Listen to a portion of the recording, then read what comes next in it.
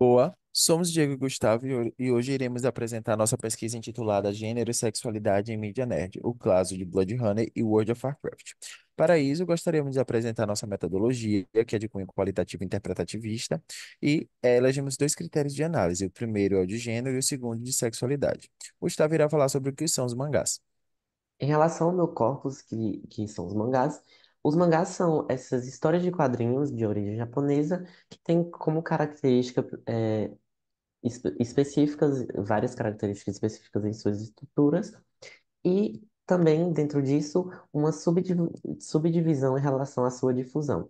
Por exemplo, temos a divisão Shounen e Shoujo, Shounen voltado no público masculino e Shoujo feminino, e se tratando do corpus apresentado hoje, o subgênero também BL, são voltados para as histórias de relações homoafetivas.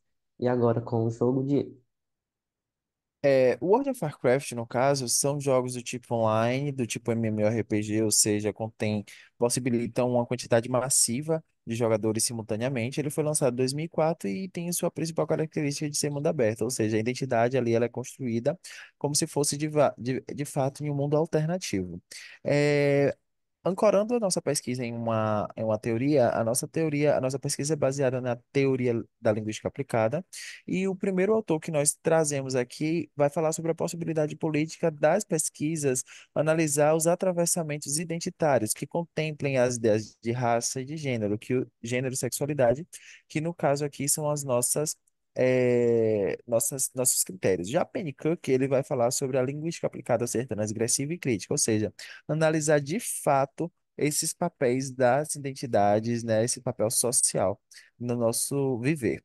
Em relação à identidade, Hall ele vai classificar ela como pós-moderna, fragmentada, descentrada e contraditória algumas vezes.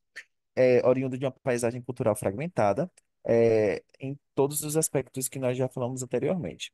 Borba, ele vai ser um autor atualizar a ideia de Judith Butler em relação às identidades e vai falar em relação às performatividades e vai caracterizar as identidades como performático, ou seja, tudo que é isso é linguístico e linguístico faz parte daquilo que a gente se constitui e entende como identidade. Assim, pensando esse material teórico, a análise do meu corpus ela vai se basear justamente em toda essa questão de extralinguística e linguística para pensar as identidades construídas no mangá. Aqui, por exemplo, como Batistella fala, em relação aos seus traços, eles vão ter uma caracterização que vai trazer consigo essa significação cultural. Como, por exemplo, se tratando desse BL, temos uma significação focada em um pensar de uma masculinidade hegemônica no leste asiático.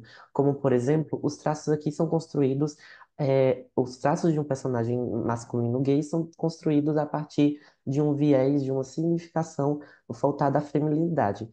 E assim, pensando justamente essa masculinidade, autores como o Ma fala em relação a ela que está voltada, principalmente em relação a isso, à outralização desse homem que contém a feminilidade. E através disso que a sociedade, liderada pela masculinidade, está consolidada.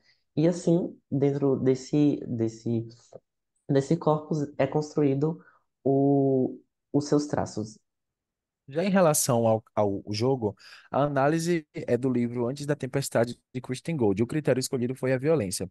O resultado é que entendemos que existe um personagem chamado Anduin, que é um personagem relacionado a uma branquitude, e a gente pode perceber em relação aos seus tons a utilização da linguagem como uma ideia de discurso direto e indireto, a gente percebe aqui que a tom afável foi um discurso direto utilizado de forma a que existe um abrandamento de uma violência, sendo que por vários e vários momentos esse discurso é abrandado, né? As breves conclusões é que a partir das cenas apresentadas é possível perceber problemas voltados à visão de mundo, à visão hegemônica de gênero e sexualidade, que cerca a construção dos personagens do mangá e do jogo em questão.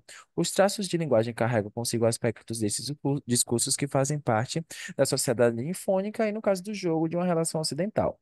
De certa maneira, ambas as mídias possuem ligações com o pensamento hegemônico em relação ao processo de heteronormativização e em relações homoafetivas dentro da nossa sociedade. E essas são as referências. Obrigado.